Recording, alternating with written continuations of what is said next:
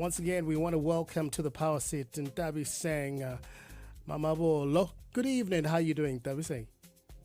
Good evening. I'm doing very well in this very cold Johannesburg, but I am well, thank you. And how are you? Yeah, similarly, it's so cold. What happened to summer? I thought we're about to get into summer. Somebody's messing around with the weather. It was a myth, but we have a warm Women's Month. Definitely, we've arrived with a power, passion, and Ab- purpose-led August.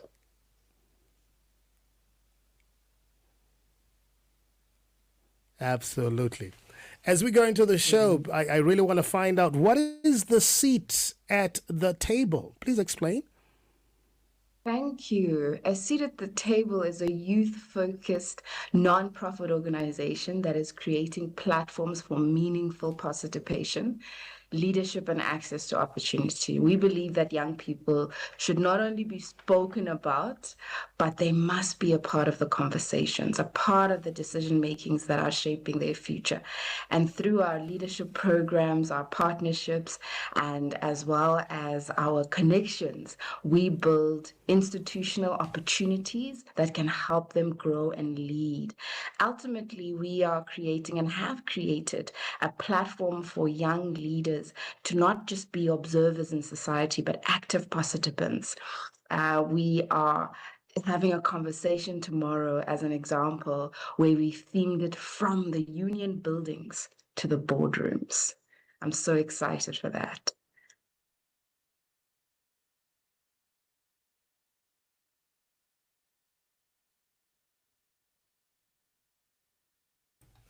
Wow, sounds exciting. What time does it start? So we will be at the Gordon Institute of Business Science, one of our key partners in what we deliver. It starts at 6 p.m. and we will be having Fantastic. really We hope to join you. amazing So you say, conversation. Sorry, you and I have a bit of a delay, but yes. please go ahead. Okay. So I was saying we hope to join you tomorrow night. And you say young people should not only be spoken about in their Absolutely. I future. lost you in What that does last part. SATT make to ensure that becomes shaping a reality? So we have two main strategies. One being we have Connect Pillars, where we are actively creating platforms for young leaders across community engagement, across uh, education in activities, across board mastery activities, which is the event for tomorrow, across our sustainability pillar, and also across our global partnerships. And through all of these Connect pillars and Connect global partnerships, we have an active strategy as to how do we get more involved globally, not just locally in South Africa, but globally to ensure that as young leaders, we understand what does it mean to sit in a boardroom and what is my responsibility if I'm a director in that boardroom? As a young leader, what is community impact? How can I actively, what I have, be involved in enhancing the community around me? And then through the various education programs, what does it mean to, like myself, be a chartered accountant? What is the journey that I need to take?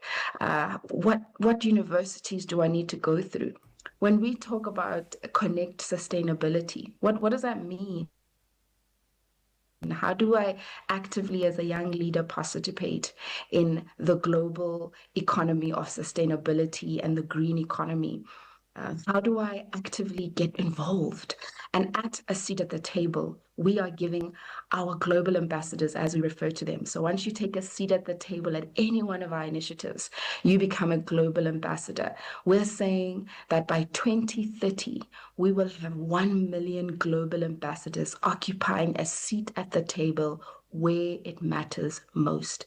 That's why we're so intentional about creating global partnerships, so intentional about enhancing our Connect programs, the pillars that I've spoken to, and making sure that even on the launch of our new program that we are naming Connect Entrepreneurship, we can get the right sponsors around the table to sponsor young leaders who are entrepreneurs at the core to deliver global initiatives and deliver global policies, investment strategies, governance, and drive real influence, because we owe it to the women that marched to the union buildings 70 years ago to say to them, as they said then, "Watintum faz, watintum bogoto," right?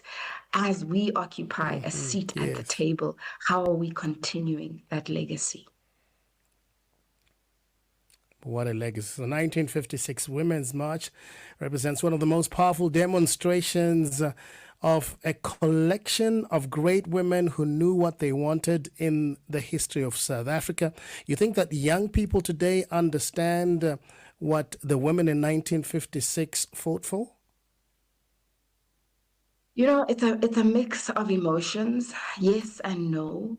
How do we translate that legacy of courage and activism into real influence into today's businesses, institution, and decision making? When I look at the young leaders that have come through a seat at the table, you know, in June we held our Youth in Dialogue that was sponsored by Standard Bank. And the young leaders that came to that dialogue, they understood that they have a role to play in this economy, and they took that role very seriously. But often, you know, due to lack of opportunity and your voice not being heard or listened to or being trusted with responsibility, people shy away and they don't have that competence or believe they have that competence to contribute. And that is why organizations like ours are so important, because I've seen individuals come into our organization be entrusted with the opportunity of volunteering, and they don't leave the same. In fact, they join to become a part of the movement, that they can continue to, you know, engage in the various pillars that I spoke to you about. In November, through partnership with One Young World, a global NGO, we will be able to send around 25 delegates to contribute to that conversation. And young leaders are putting their hands up to say, I want to be in Cape Town. I want to be a part of One Young World. So it's a bit of both. You know, it's really about how do we also give these young leaders opportunities and build that confidence so they can get there.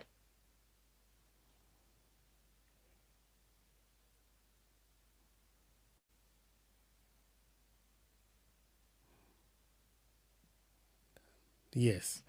So the journey from the union buildings to the boardroom is about moving from representation to meaningful participation and influence. How will that materialize in 2026? Yeah, we are already, like I mentioned, in 2030, building 1 million global ambassadors. And in 2026, what we did in the month of June is we build a commitment charter, a charter that is intended to move the discussions beyond inspiration but into practical commitments. When we met in June, our charter was very clear as to how are we going to land in 2030 with those 1 million global ambassadors occupying a seat at the table. And the significant contributions are really around in 2026. How do we honor those that have already taken on the baton? So this November, we will be hosting our awards to recognize the young leaders that are already driving an impact. This will not only serve as an inspiration, but also to honor them, you know, and say, well done, keep it going, but remember to take as you go, build as you climb, teach one as you go, so that we can make that circle bigger. And we're asking, how do we collectively, going forward, ensure that women are also leading and building influence? And that's key for us in 2026. And that's why, you know, we're having this conversation as well tomorrow at Gibbs with individuals that have really, really been an instrumental part of a seat at the table, women who are occupying various seats in both government and in private sector. And we really want to continue that inspiration. In our commitment charter as well, we've been very intentional with those that have come forward with sponsorship and commitment to say, we need you to continue the partnership and sponsorship. And we welcome even more because our dream is incredibly big. You heard me, 1 million. But we've made good tries in that. We're sitting at about 11,000 followers, beneficiaries, both in South Africa and abroad. So we're quite confident that we will get there, but we really need that collaboration I spoke to. Wonderful. And Nthabiseng, tell me a little more about the Imbokodo Commitment Charter. Yes, that's the charter I've been referring to. This is the charter that we said All right. that So can you also let me into the Imbokodo Commitment Charter? What does it fully represent? It represents our commitment as a seat at the table to being an institution that is pro the development of our country, but also our people. Our people who 70 years ago, you know, our women, our mothers led in this confidence that we wanted to be a part of the decisions that were being made. We wanted to be active economic participants in this country. So that charter really represents our contribution, our shared contribution to making sure that we understand AI governance and how it's going to impact our everyday life. We understand environmental, sustainable, and governance discussions that are being held and how we can actively contribute to that. We understand the dynamics of the boardroom and how we can make sure that we are making decisions that when made and the impact it has on others, we are assessing.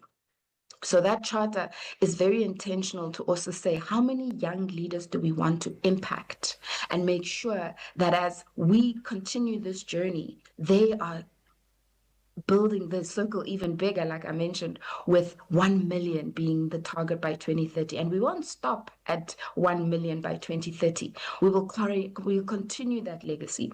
We will continue those initiatives because we owe it to those that marched 70 years ago to really build a continent and a country they will be proud of. Okay. All right. So you have you've decided you want to be able to incorporate 1 million women by the year 2030. You think you're going to be able to achieve that? And men. And men. We want to take the men on the journey with achievable? us. Absolutely. I mean, it is a steep target, and we were very intentional about that. Sorry, we keep losing each other because of the lag. But if I can tell you a little bit about how that journey started. So a few years ago, we were in Mauritius as the co-founders and directors of A Seat at the Table. And in Mauritius, we were flying, you know those kites skying in the sky? Literally above this magnificent ocean. And we decided on that Mauritius platform to say, we want to change the world in such a dramatic way that we will leave a legacy that is unrecognizable. And to this day, I can assure you that every single member that has come on A Seat at the Table, they have not come alone. They have brought someone to that seat. We really are intentional to say to ourselves that having a seat is not simply about being invited into the room, but it's about how many people you can bring into that room. And it's that simple principle that we are confident that between what we established then in Mauritius and what we've achieved now, if we've come to this juncture at this much already impacted, then that 1 million is definitely possible. but it's going to take commitment and hard work, and Right. it's going to take collaboration. And the global partnerships have already helped us to achieve that. So, yes, we are confident that we will get there. Nthabiseng, thank you so much for having joined us tonight. Had a few, niggling little problems there, but I think we will be inviting you back. You have a beautiful story to tell, and I hope I can also get a seat at the table.